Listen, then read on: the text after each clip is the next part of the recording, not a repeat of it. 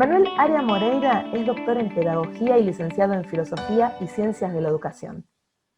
Catedrático de la Universidad de La Laguna, Islas Canarias, España, en el Departamento de Didáctica e Investigación Educativa de la Facultad de Educación. Su tema de investigación y docencia es la tecnología educativa.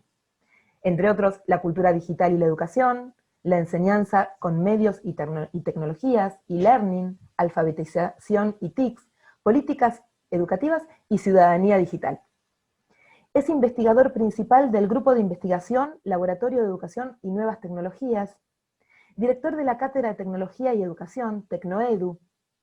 Ha sido profesor invitado y colabora en actividades formativas y de investigación con distintas universidades españolas y latinoamericanas, entre las que se encuentra ahora la Universidad Nacional de Mar del Plata. Muchísimas gracias. Encantado.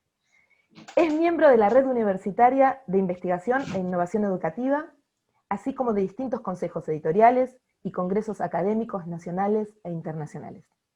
Ha publicado más de un centenar de artículos, ensayos e informes sobre las tecnologías en educación y es autor y coautor de libros publicados sobre innovación docente, materiales y recursos didácticos y alfabetizaciones digitales, entre muchos otros, siempre vinculados con los temas de tecnología educativa. No sé, Manuel, si hice una síntesis de tu profuso currículum, hice lo mejor que pude, intenté recortar más o menos las cuestiones que son más relevantes y comenzar con un agradecimiento enorme porque esto de la pandemia hace que tengamos esta oportunidad de tenerte cerca y que hayamos podido cortar esta distancia, tu generosidad de disponer de este tiempo para poder conversar con nosotros, y también tu generosidad de poner a circular estas ideas de las que nosotros estamos ansiosos por saber. Miriam, decirte el agradecimiento mío a ti por la invitación y sobre todo agradecer el interés que tienen los colegas, ¿no? que se han conectado. Y no sé, vamos a esperar que se pueda decir algo interesante. No me cabe la menor duda que sí, vamos a decir algo interesante y totalmente novedoso para nosotros. Yo digo, para romper el hielo, era una pregunta que vinculaba con este texto que pusimos a circular y que nos propusiste leer, que lo vivimos como un viaje, ¿no? que lo vivimos como un recorrido, como un viaje que nos invitó a seguir tus huellas. Y en esto que nos contabas, vos caracterizabas como 5 etapas, desde el diseño de recursos online hasta la generación de entornos digitales en tu biografía. Solo como disparador, pero después sigamos por donde quieras, me interesó mucho esto del recomienzo de la vida universitaria. Solo como disparador, la pregunta que nos surge es, ¿en qué cambió tu rol docente? ¿Cómo cambió la docencia a lo largo de todos esos años? ¿Cómo cambiaron los modos de apropiación del conocimiento? ¿Qué significaron cada uno de estos hitos en tu vida, en tu cambio de perspectiva respecto de la docencia y la tecnología educativa? Bueno, a ver, el documento al que te refieres fue publicado hace poco, vamos, hace 2 años, pero el primer texto, la primera versión del mismo se publicó 10 años antes. Y ahí lo que intento es hacer eso, la reconstrucción de ese viaje que decías, de 20 años de experiencia docente con tecnología educativa. ¿Cuál ha sido un poco la evolución? No sé si es la pregunta exactamente. Pues a ver, fíjate, yo creo que la evolución fue, por un lado, paralela al propio crecimiento y desarrollo y expansión de la tecnología en la sociedad, y por tanto yo fui evolucionando como ciudadano digital, en primer lugar, ¿no? Ciudadano digital que va transformando lo que puede hacer con ordenadores conectados a la red, pero simultáneamente en esa transformación como ciudadano digital también fui transformándome tanto, quizás no tanto en las creencias, pero sí en las prácticas de lo que significaba intentar enseñar a través de una metodología activa, intentar enseñar a través de que el alumnado tuviera experiencias provechosas, válidas, importantes, sustantivas, para que aprendiera de modo autónomo. Esto era importante, aprender de modo autónomo, y la tecnología facilitaba de algún modo el lograr estos principios pedagógicos. Yo, si me lo permites, y hace tiempo que lo cuento, hay una pequeña anécdota. En el año 1997, que es cuando genero fijaos ya, en 97, es que ya soy muy mayor. Eh, Genero el primer sitio web para mi asignatura, es decir, con finalidad docente. Fijaos, en el año 97 mi universidad y muchas universidades no tenían campus virtuales y estas cosas que están de moda, no existía la palabra e-learning, o bueno, estas cuestiones. Pues yo genero con mucho interés y esfuerzo e ilusión un primer sitio web de mi materia, de mi asignatura, que era tecnología educativa, y cuando recuerdo que llego al primer día de clase a presentarles a los estudiantes, y empecé muy feliz a decir, se acabaron las fotocopias, se acabó el papel, y a partir de ahora van a trabajar solo con computadoras, y este es la dirección a la que tienen que entrar para poder empezar a trabajar de modo autónomo. Y escribí, recuerdo allí en la pizarra, HTTP, etcétera, etcétera, el link. Y yo iba, como digo, muy entusiasmado. Pues curiosamente la respuesta fue tremenda. Silencio, y a la siguiente sesión de clase, el delegado o delegada que había, antes de arrancar a trabajar, me pide la palabra y me dice, nos hemos reunido y nos negamos a desarrollar esta asignatura sin papel, sin fotocopias, sin libros. Queremos continuar con esto y no nos interesa eso de las computadoras. Fue en el año 97. Fue en el año 97. Hoy en día, por el contrario, se produce el fenómeno inverso, ¿no? Ya prácticamente mi alumnado del año 2020 lo que quiere es materiales digitales y no materiales impresos, les cuesta leer. Esta yo creo que es la gran trayectoria. Los que han cambiado radicalmente es mi alumnado. Sé que nos anticipaste un poquito, tal vez puedas acercarnos esta idea de cómo van a volver a abrir las universidades hoy en España, con esta modalidad extraña que vos nos contabas. Sí, vamos a ver. En España existe un ministerio de universidades y luego cada, digamos, región o cada zona tiene su propio gobierno. Son las llamadas comunidades autónomas que tienen sus gobiernos, digamos, como digo, regionales. Hacia junio, principios de julio, el Ministerio de Educación, que intenta, digamos, coordinar, lanzó una serie de recomendaciones ante lo que sería el nuevo curso que comienza, como digo, arranca ahora en septiembre-octubre, y planteó este concepto que llamó recomendaciones para una presencialidad adaptada. Y a partir del mismo, cada universidad, cada equipo de gobierno de cada universidad española, piensen que hay 70 y tantas universidades públicas, elaboró, digamos, su normativa o sus resoluciones e indicaciones de cómo debiera organizarse el comienzo del curso 2021, previendo que el virus todavía existiría, ¿no? Yo les confieso, y para eso estamos en diálogo, yo no comparto totalmente muchas de las recomendaciones que se han hecho o las decisiones que se han adoptado, esto de la presencialidad adaptada. En el fondo, en ninguno de los documentos se explica en qué consiste. No se sabe muy bien lo que es. Por tanto, no sabría muy bien definirte lo que es. Es más bien lo que intuyo yo como lector, que es defender la enseñanza presencial. Ahí parece que la mayor parte de universidades y el propio Ministerio de Universidades de España ha, digamos, enfatizado el hecho de que se intente hacer enseñanza presencial. Yo creo que les falta, por ejemplo, en la mayor parte de documentos, una visión más a largo plazo, más allá del COVID.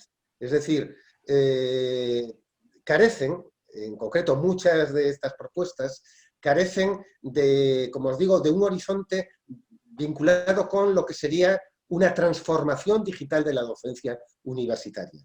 Y solo son propuestas cortoplacistas, es decir, de mirar únicamente al hecho de que la pandemia está provocando confinamiento y ante la ausencia de presencialidad nos adaptamos a esta nueva situación. Entonces, las respuestas que han dado en la potencial adaptación a la situación de la pandemia, de un confinamiento, hay un hecho como claro, ¿no?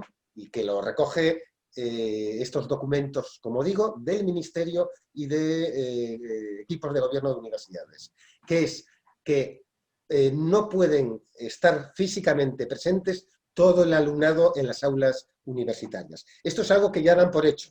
Hay que guardar la distancia de 1,5 o 2 metros, las mascarillas, etc. Entonces, como ya prevén que no caben todos los estudiantes en los salones de clase, en las aulas físicas, lo que están sugiriendo es incorporar cámaras para que el alumnado que no esté en clase pueda seguir las lecciones del profesorado en sus casas. Es decir, retransmitir de algún modo la actividad del aula.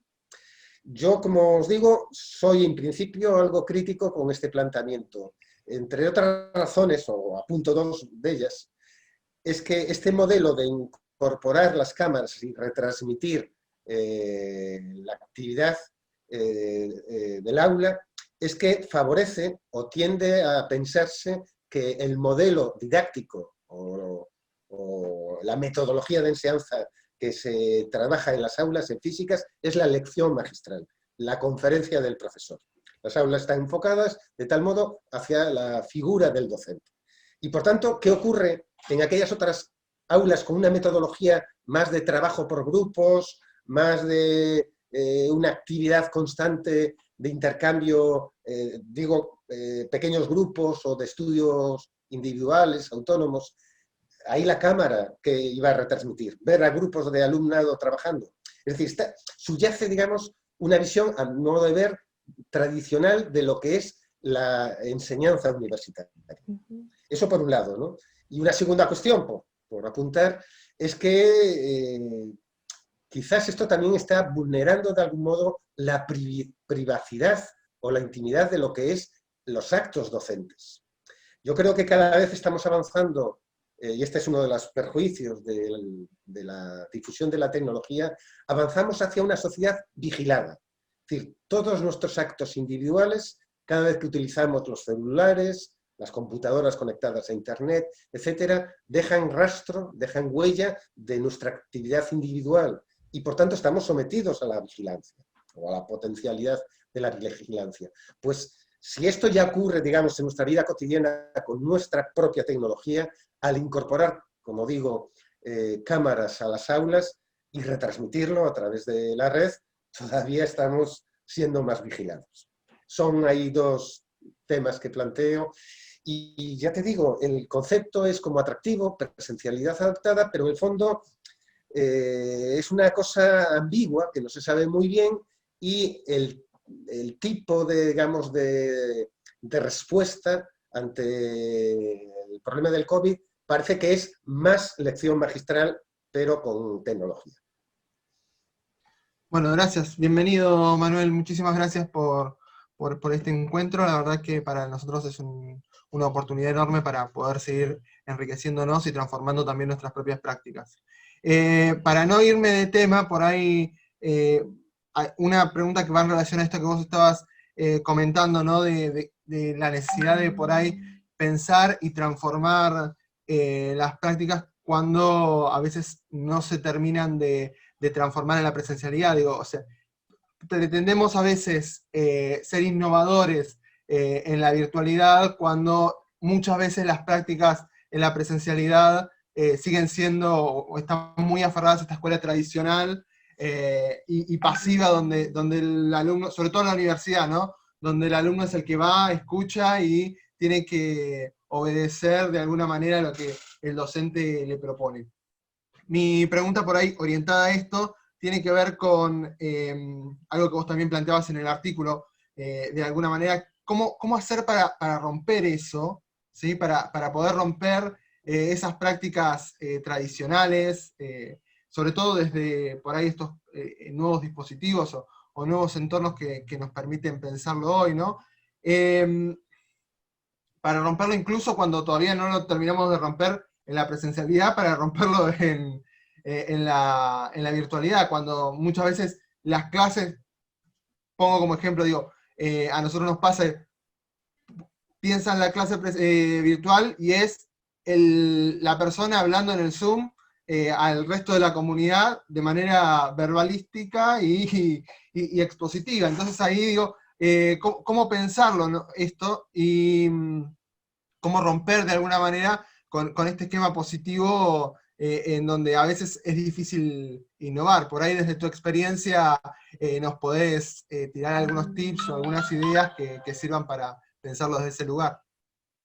Ok, Sebastián, como tú apuntas, la innovación pedagógica en la enseñanza universitaria no depende si usamos tecnología o espacios online o si usamos enseñanza presencial. Es decir, se puede hacer educación tradicional basada en la lección magistral, bien con videoconferencias como en salones de clase, ¿no? Por tanto, yo creo que el reto, independientemente de que usemos tecnología o enseñemos en situaciones presenciales, es el cambio del paradigma pedagógico que tiene en mente el docente y, por tanto, cómo materializarlo en una metodología que sea innovadora. Para mí ahí está la clave, ¿no? Es decir, yo creo que en estos momentos en educación superior estamos en un momento, digamos, de tránsito o de tensión entre el viejo paradigma de la lección magistral, de la metodología expositiva del conocimiento y, por tanto, de aprendizaje por recepción de los estudiantes. Es decir, un método que está casi en las señas de identidad genética del propio oficio universitario. Porque esta concepción o paradigma viene de muy antiguo, prácticamente desde que nacieron las universidades hace 800 años. Yo siempre pongo el ejemplo, bueno, no sé si les suena, la Universidad de Salamanca es una de las más antiguas de España. Allí tienen, si visitan la ciudad y la universidad, yo les recomendaría que visiten el museo de esta universidad, porque conserva algunas aulas tal cual eran hace 400 o 500 años atrás. Y entonces, si visitan a esas aulas, ese espacio físico de cómo se enseñaba en 1500, ¿no? 5 siglos atrás, verán que la escenografía, el espacio físico y la distribución del mobiliario es muy similar a las actuales aulas físicas que tenemos en el año 2000-2020. Es decir, hay una tarima del profesor. En esas salas antiguas de la Universidad de Salamanca hay una especie de púlpito donde se subía el catedrático, era la cátedra. Es decir, se subía y ahí hablaba. Y la labor del alumnado era copiar lo que decía. Eso prácticamente no ha cambiado, como digo, en 500 años, ese método. Y por eso está tan arraigado en la docencia universitaria que cuesta cambiarlo. Lo que ocurre que, como yo te decía, yo creo que estamos en un tiempo, como digo, de tránsito, de tensión entre ese viejo paradigma y otro que ya ha emergido y está muy claro. Aquí en las universidades europeas se viene hablando de la necesidad de trasladar, hacer el cambio desde la figura del profesor a centrar todo el proceso de enseñanza y aprendizaje en la figura del estudiante. No sé si han oído hablar de la reforma de Bolonia. Bueno, se le conoce aquí en el contexto español, que enfatiza el aprendizaje por competencias. Es decir, que el contenido pasa en segundo lugar y lo importante es la aplicación de ese contenido. Es decir, saber tener las competencias para aplicarlo en situaciones funcionales. Bueno, a mí me parece muy interesante. Lo que ocurre es que la dificultad no está en enunciar qué debemos hacer, sino en saber enseñar con una metodología coherente con eso. Y esa metodología coherente responde por decirlo en pocas palabras, y ya que sois colegas del campo de las ciencias educativas, responde, creo yo, al movimiento de la llamada escuela nueva de hace casi un siglo, de Montessori, de Crowley, Dewey, bueno, toda esta gente que en su momento, hace, como digo, varias décadas, ya nos dijeron que hay que aprender de forma colaborativa, en grupo, hay que aprender a través de la experiencia, de la acción, de la actividad que tiene que hacer el estudiante. El alumnado tiene que construir su propio conocimiento, intentar personalizar o individualizar la enseñanza. Todo esto lo sabemos desde hace un tiempo. El gran reto, creo yo ahora, es llevarlo a la práctica en nuestras enseñanzas del día a día cotidiano.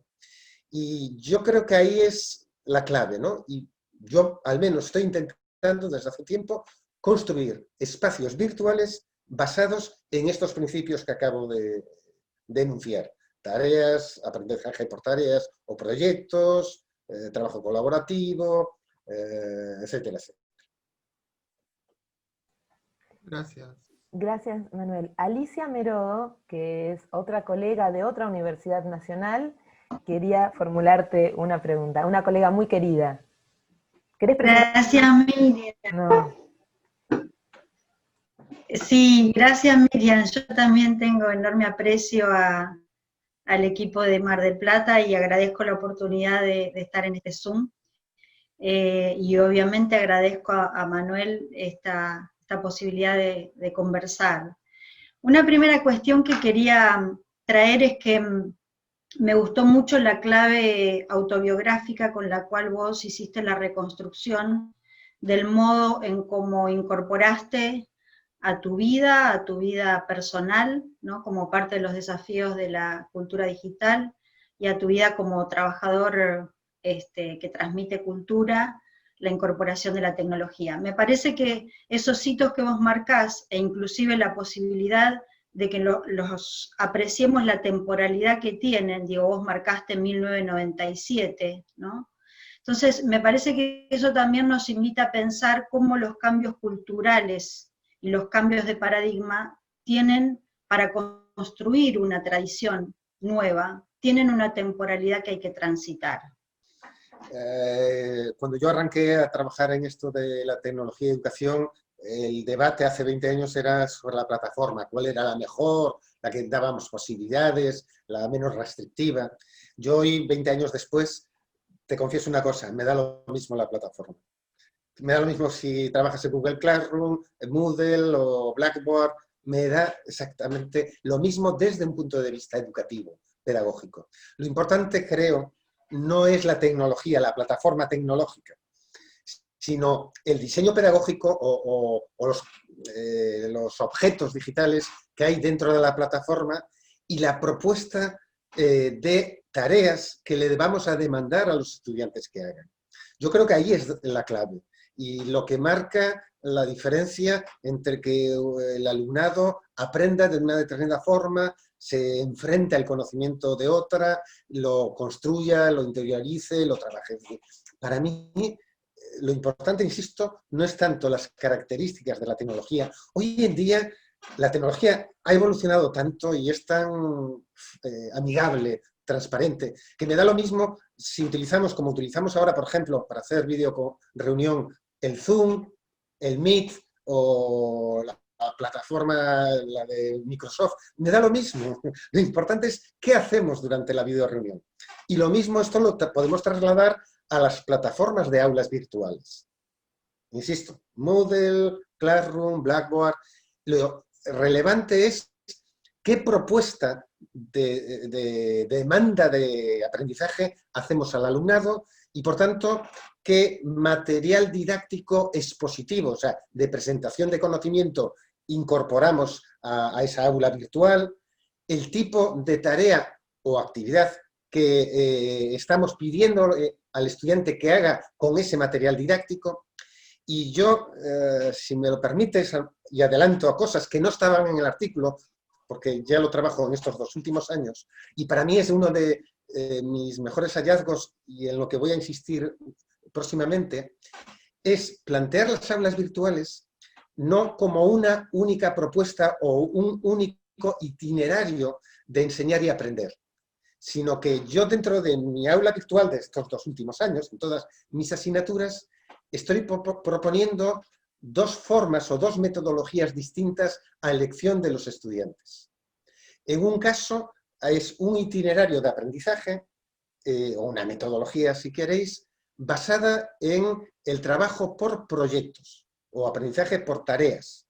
Y entonces, ahí, independientemente que sea una asignatura de grado, de maestría, de lo que sea, en todas, el alumno, cuando entra en la plataforma, en el aula virtual, se encuentra eso. Tú, en esta asignatura, vas a tener que hacer este proyecto, o 2 proyectos, según la longitud del tiempo, ¿no? Y son proyectos lo más próximo posibles a lo que es el ejercicio profesional.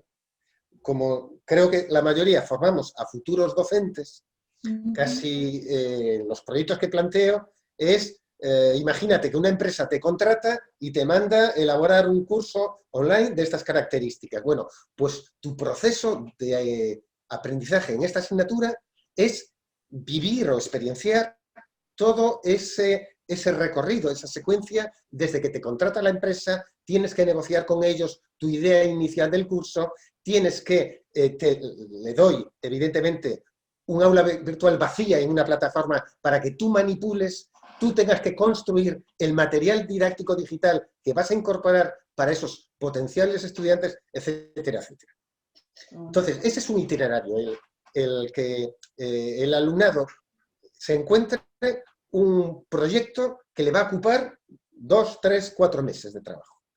Y haciendo esas cosas es como incorporo, digamos, el contenido.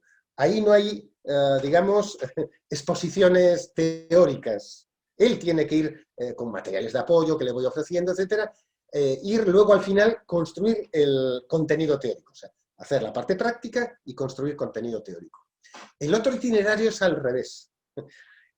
Sigue, digamos, el modelo más tradicional de estructurar el conocimiento por temas o lecciones o unidades de estudio. Entonces, el alumnado que opta por esta vía, este itinerario, se encuentra en la misma asignatura que el otro alumnado, pero sin proyecto de trabajo, sino tema 1 que aborda estas cuestiones, tema 2 que aborda estas cuestiones. Y dentro de cada tema, las tareas o las actividades concretas que tiene que hacer sobre ese tema. ¿Por qué he hecho esto? Bueno, yo no sé si estoy entremezclando cosas, Alicia. Quiero decir, Manuel, era para... Bárbara. Sí, era para deciros que la plataforma, la tecnología me da lo mismo. Lo importante es la propuesta pedagógica que esconde o está agazapada, construida en la plataforma y que es la que se encuentra el estudiante. Bueno, pues, ¿por qué he dicho esto, estas dos? Porque es doble trabajo. A mí me obliga a diseñar 2 veces la misma asignatura. Y yo creo que coincidirán ustedes que no todo el alumnado que tenemos que nos vienen a clase, todos tienen los mismos intereses, la misma capacidad motivacional y sobre todo la misma implicación en la forma de aprender. Hay chicos, chicas que les gusta trabajar en grupo, a otros les gusta trabajar individualmente. Para unos aprender a través de tecnología les resulta muy atractivo, motivante, se implican y le dedican horas. Para otros es un rollo el tener que estar con la tecnología, quieren el contacto físico. O sea, somos diversos los humanos. Y por tanto, yo he descubierto que si les das esta oportunidad de, tú quieres seguir una metodología más tradicional de estudio por temas, hacer algunas actividades concretas, tal, hay gente que y además de modo individual, y hay gente que lo opta por ahí, pero hay otros que prefieren trabajar en pequeño grupo de 3, 4, 5 personas y enfrentarse a estos retos más experienciales, más de dar una respuesta propia.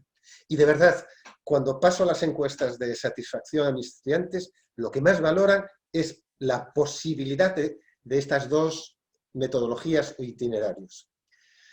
Y me callo porque seguro que ustedes quieren decir o plantear más cosas. Gracias, Manuel. La otra pregunta que hacen acá en el chat es ¿qué desafíos, complicaciones o aportaciones le ha significado la pandemia con respecto a la práctica docente, teniendo en cuenta toda la experiencia previa con la tecnología? Empiezo por esta última. ¿Qué experiencia con la pandemia, no? Pues decir que no me ha afectado prácticamente en nada, porque yo en mi universidad, que es una universidad presencial, gran parte de mi docencia la doy en el primer título a distancia online que creamos. Tuve la oportunidad de ser el impulsor de una maestría totalmente a distancia, fue la primera que se hizo, y por tanto, como ya era a distancia, la pandemia no nos ha afectado, es decir, seguimos en esta maestría trabajando sin problema. Y la otra asignatura que imparto en un grado presencial de formación de futuros docentes, en mi planteamiento, desde hace ya más de una década, es semipresencial o híbrido. Por tanto, tampoco tuve grandes dificultades y el alumnado de verdad no funcionó de forma muy bien. Voy a la pregunta anterior, a la que planteaba o leía Miriam, ¿no? Un poco qué recorrido he hecho para adquirir las competencias, aprender todo esto y cómo me fui integrando, digamos, o apropiando en el uso de la tecnología en la enseñanza. A ver, yo diría, como os dije, ya soy bastante mayor. Ya llevo más de 2 décadas en esto de la tecnología y la educación. Por tanto, yo creo que he tenido el privilegio de pertenecer a una generación que empezamos a preocuparnos e interesarnos con la aplicación de la tecnología en la educación justo cuando teníamos esos 20 y pico años y estaba naciendo, emergiendo la propia tecnología. Es decir, soy una generación que ha tenido, como digo, la oportunidad, es una coincidencia histórica, de que nos hemos ido convirtiendo en profesionales de la docencia a medida que surgía y estaba creciendo la tecnología. Y estoy hablando de finales de la década de los años 80 del siglo pasado. Entonces, ahí se cruzó, como apunté, me pareció apuntar mi motivación personal como ciudadano de empezar a usar tecnología. Es decir, fijaos, la primera vez que yo tuve un ordenador, no existían los PCs, fue antes del invento de IBM.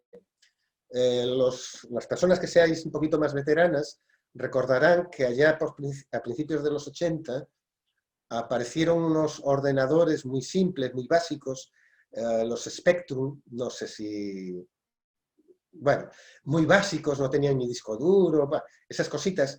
Y entonces yo con 20 y poquitos años empecé a sentirme atraído por la informática. Y claro, he sido como un espectador de toda la evolución de la informática. Detrás de esos ordenadores muy simples vino el PC, los clónicos del PC, luego la conexión a Internet y dentro de Internet toda la web, etcétera, etcétera. Y por tanto, a medida que iba formándome o apropiándome de la tecnología como individuo, como ciudadano, para incorporarla a mi vida cotidiana, también sentía curiosidad por cómo aplicarla a la educación, cómo convertirla en un instrumento de trabajo docente.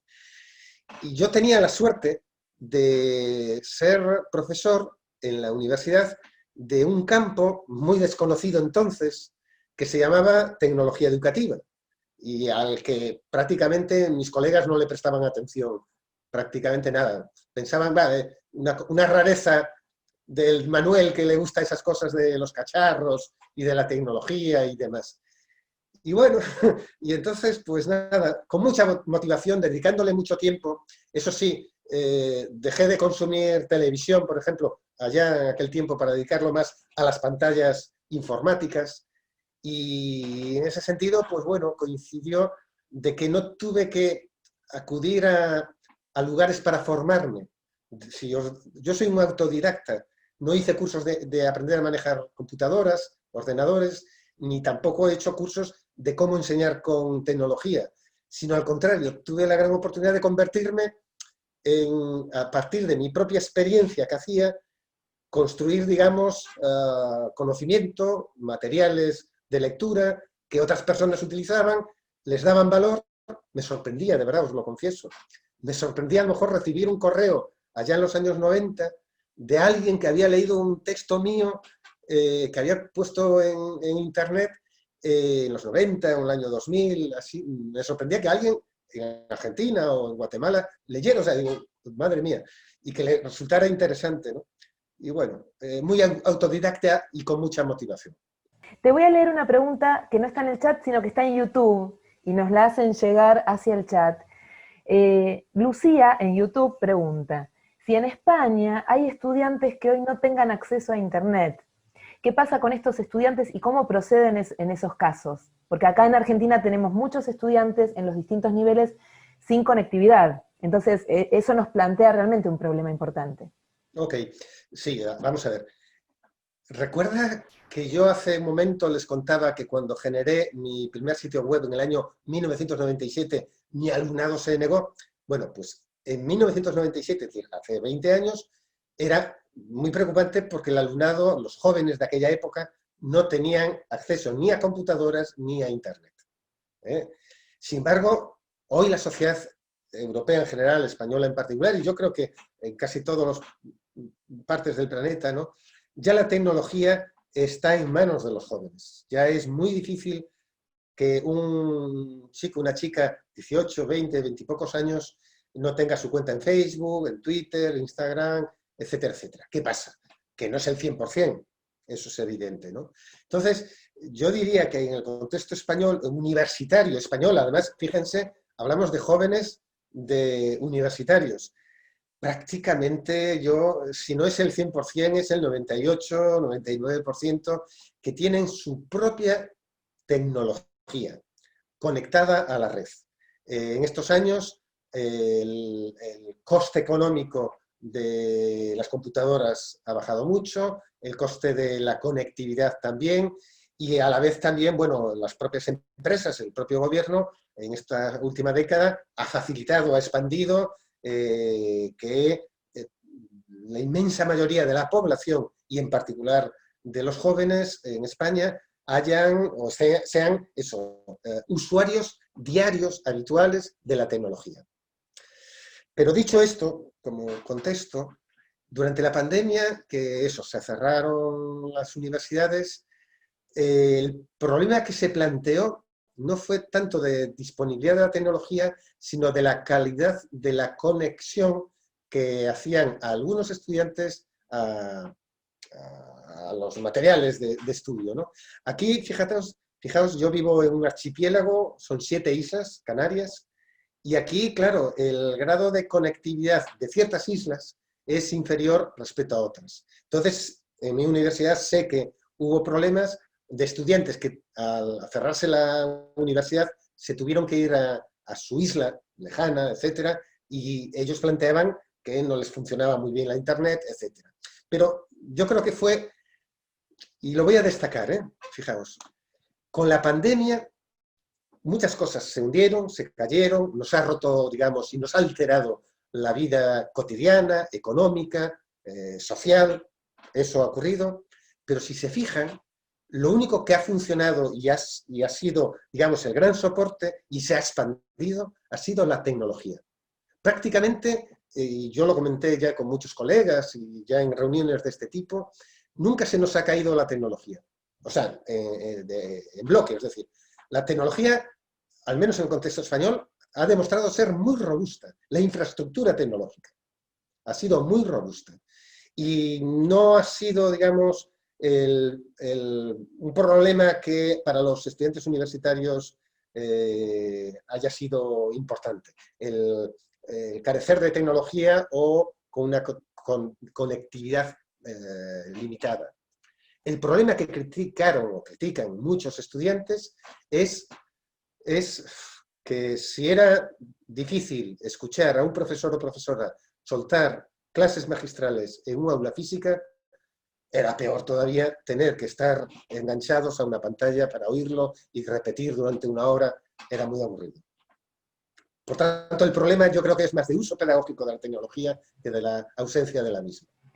Y esto recupera, para nosotros sigue siendo un problema, en otra conversación seguiremos charlando, pero esto que estás diciendo recupera una pregunta que quiere formularte Flavia Ruiz. Bueno, para mí es un gusto, un placer estar en este momento en contacto con ustedes y con el profesor, que bueno, la verdad que utilizamos, es un referente para nosotros en la cátedra de oralidad, lectura, escritura y TIC. Yo hablo desde Gualeguaychú, provincia de Entre Ríos. Me acuerdo mucho de algo que dijo él en un momento, bueno, hace ya un tiempo, que la tecnología entraba, no entraba por la puerta principal, ¿no? Sino que entraba a remolque en las instituciones educativas, y esa imagen a mí me parece fabulosa, ¿no? En este año todavía se dio de una manera más, bueno, como nos toca a todos, como traumática. Yo soy una apasionada de la tecnología educativa, y pensaba, ¿no es cierto?, que en un comienzo también caía por ahí en el tecnocentrismo, allá atrás, ¿no es cierto?, hace algunos años. Y uno con los años se va dando cuenta que la clave es la didáctica, y sigue siendo la didáctica. Y pensaba en este contexto de la pandemia, con muchos profesores que te consultan, ¿no?, que vienen a preguntarte, porque supuestamente sos la que sabe de tecnología o computación. Decía, se me están acabando los recursos, ya no sé qué hacer. Decime, a ver, ¿qué puedo aprender? ¿Qué puedo hacer? Y yo la verdad que ahí empecé a ver que apostar a lo simple era la clave, ¿no? Si le parece, profesor, nada, recuperar esta pedagogía, ¿no?, basado en lo simple, ¿no?, despojada, y no buscar fuegos artificiales, ¿no?, sino que esté orientada, ¿no es cierto?, a lo que queremos lograr, a que tenga una participación activa del estudiante, a lograr unos objetivos, a trabajar por proyectos, pero siempre apelando a eso que conocemos, ¿no?, que tal vez no se realiza a través de herramientas de último modelo, ¿no? Como estamos asustados, pensamos que este es el momento de aprender herramientas, y creo que la clave está en la didáctica, y tenemos que despojarnos de todas esas cuestiones, y tomar lo que sabemos, lo que tenemos a mano, e ir en búsqueda, sin enloquecernos de otras que nos ayuden, ¿no?, pero manteniendo lo simple, organizado, ¿no? Sí, creo que sí, Flavia.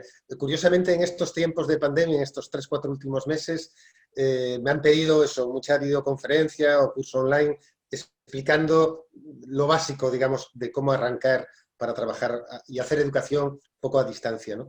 Y entonces formulé, y lo he repetido, como una especie de decálogo básico de lo que debe saber hacer un docente, una profesora o una profesora en espacios en red, online. El primer mandamiento, la primera idea es cerrar la tecnología, coger papel y lápiz y escribir. Escribir las ideas pedagógicas, el diseño pedagógico. Es decir, si no hay plan, si no hay programación, si no hay como eso, uno como docente no tiene claro qué quiero enseñar, qué quiero que aprendan mis estudiantes y con qué metodología, actividades van a aprender mis estudiantes, no tiene sentido abrir la computadora y empezar a buscar apps y hacer cosas. Es decir, sin el diseño pedagógico, la planificación didáctica, como queramos llamarlo. Ideas claras, ordenadas, vuelvo a insistir, qué quiero que aprendan mis estudiantes, qué contenidos van a trabajar, qué actividades van a hacer. Pues no tiene sentido empezar a armar un aula virtual. Cacharrería por cacharrería, o sea, tocar cacharros y hacer cosas no tiene sentido, ¿no? Ese era uno que me parecía fundamental.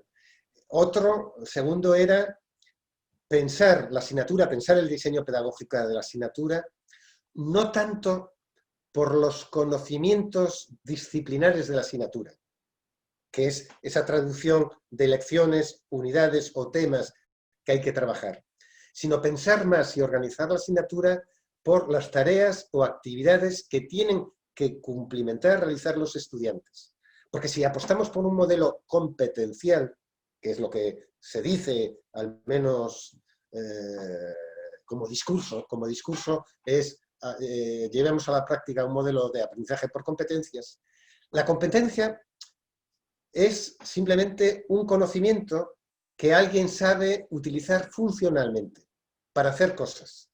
Y yo creo que esto es importante. Es decir, mi idea, o lo que yo defiendo o procuro hacer, no es exponer o transmitir a mis estudiantes todo el conocimiento que yo tengo sobre tecnología educativa, en este caso porque domino esta materia. No es mostrarles todo lo que yo sé, sino la dificultad que yo tengo cuando construyo un aula virtual para una asignatura es qué creo que ellos cuando acaben la carrera deben utilizar con relación a mi asignatura para a ayudarles a resolver problemas profesionales. Es decir, qué tipo de actividad profesional van a realizar y, por tanto, tienen que aprender en mi asignatura a adquirir esas habilidades, competencias profesionales. Y en ese camino de construcción de competencias es donde cobran sentido el tener que consultar contenidos o conocimiento, obtener contenidos o conocimiento. Entonces, esa es otra idea central. Otra, ya las puse antes, en la medida de posible, como no todos los estudiantes son iguales ni tienen los mismos intereses, ofrezcámosle caminos distintos, itinerarios, o sea, flexibilizar la enseñanza, no pedir las mismas actividades o los estudios de contenido, de conocimiento, iguales para todos, porque somos distintos y tenemos distintas tareas. Y yo voy a aprovechar tu intervención, no sé, yo antes de acabar quisiera decir, venía yo con esta idea para transmitirles, y no sé si es el momento, pero voy a ello. Yo creo que el futuro de la enseñanza universitaria, no hablo de las escuelas de infantil, primaria y secundaria, hablo solo de la enseñanza superior. Yo creo que a corto, medio plazo, en prácticamente todo el planeta, va a imponerse un modelo híbrido de semipresencialidad. Estoy convencido. Llevo muchos años pensando eso, pero no me atreví a decirlo. Yo veo que el COVID es una gran oportunidad que sin querer está impulsando, empujando a que la tecnología deje de ser algo de gente vanguardista, innovadora, motivada por el tema para convertirse ya en una necesidad cotidiana de la enseñanza universitaria. ¿Y por qué, o qué argumento utilizaría para defender esto, de que va a ocurrir? Pues porque todos somos ciudadanos ya de una sociedad que es híbrida. Es decir, nuestra experiencia es semipresencial. Compramos en tiendas físicas, pero también online. Nos comunicamos con los demás en el face-to-face, en el encuentro físico, pero en el online. Consumimos información en papel, en libros, pero también online. Es decir, nuestra sociedad es híbrida y el mundo es híbrido y nuestra civilización del siglo XXI es híbrida. Y por tanto, como la principal institución formativa de los futuros ciudadanos, como es la universidad, ¿cómo va a estar o dar la espalda a este modelo híbrido de sociedad? Todo lo contrario.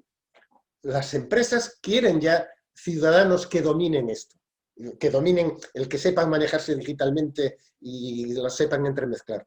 Por tanto, estamos obligados, creo yo, reclamados a que tanto las autoridades académicas de las universidades como, evidentemente, los que somos docentes, a adoptar, asumir y hacer educación de calidad siguiendo un modelo híbrido, semipresencial, mezclado, de blended, de la enseñanza universitaria. No debemos ver, creo, esto que estamos haciendo de la presencialidad adaptada, semipresencialidad, como queráis llamar, educación en confinamiento, como lo llaméis, como un paréntesis que ocurre porque estamos en pandemia.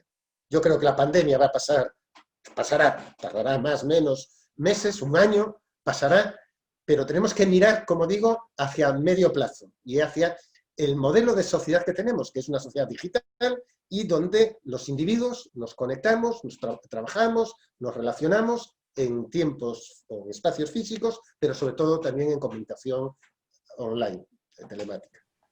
Manuel, nos dejaste muy impresionados. Hay un montón de preguntas que quedaron en el YouTube y quedaron en el chat, vos las vas a poder ver también ahí, pero queremos ser consistentes con lo que te prometimos, que era no abusar de tu tiempo más de una hora. Y hace una hora que estamos dialogando, y entonces, y vos decías que te hubiese gustado cerrar con esto, entonces vamos a permitirte cerrar también con lo que vos querías cerrar, que tiene que ver con este impulso, creo yo, a poder asumir que el futuro hay que pensarlo y volver a dialogarlo y volver a trabajarlo, y los estudiantes o la gente que estaba ahora chateando decía, qué desafío a pensar que la educación universitaria es una educación híbrida. A mí me parece que ese concepto que nos dejás para seguir pensando es muy fuerte.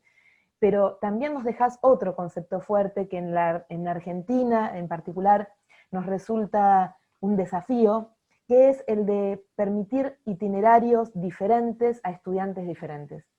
Y se nos presenta como un gran desafío frente a la masividad, por ejemplo. Entonces ahí, esta cuestión que vos, en donde centrás las estrategias de enseñanza en los aprendizajes y en las diferentes formas de aprender, para nosotros este aporte que nos estás haciendo como una posibilidad real, es decir, alguien lo está llevando a cabo en algún lugar del mundo, en las Islas Canarias, nos presenta la oportunidad de poder ensayarlo también y experimentarlo acá en Argentina.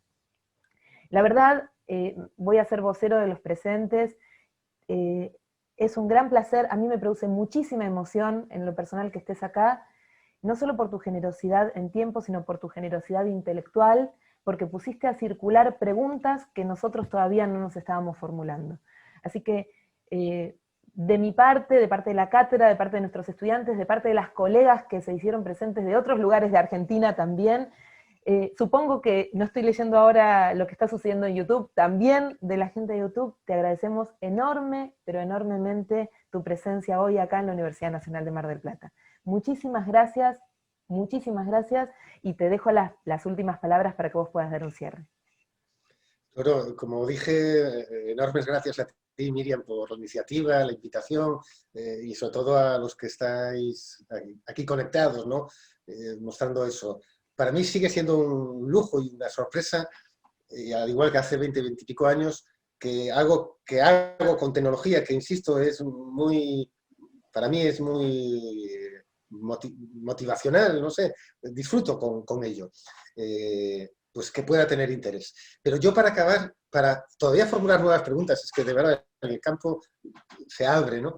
Yo voy a plantearles un último reto que tenemos por delante, que creo que en los próximos años vamos a tener que trabajarlo y enfrentarnos a ellos, que es ya las máquinas que enseñan de forma automatizada, que es la inteligencia artificial que va a empezar ya hay muchas experiencias, pero creo que va a llegar dentro de poquito ya al e-learning, a la enseñanza a distancia universitaria. Es decir, vamos a tener que reconfigurar el oficio nuestro docente para convivir con estas máquinas inteligentes. De verdad, yo creo que es un reto a corto, medio plazo si queréis, para no apurarnos, ¿no? Además de la transformación del paradigma pedagógico, de los itinerarios flexibles, etcétera, es ahora cómo incorporar también estas máquinas que hacen pedagogía automática, sin la necesidad del humano, ¿no? Y por tanto, porque está sucediendo ya en otras esferas de nuestra sociedad, en la económica, tal, las máquinas toman decisiones sin que intervengamos los humanos. Pues esto está a punto de pasar en la educación, y en particular en la educación superior, y por tanto esto va a ser un reto que va a obligarnos, como digo, a revisar y redefinir cuáles son las tareas de nuestro oficio universitario apoyado con estas máquinas inteligentes. Nada más, yo desearles una feliz mañana ahí en Argentina. Y seguimos en contacto, y aquí me tienen, y cualquier comunicación a través de internet es posible, correo electrónico o lo que ustedes consideren.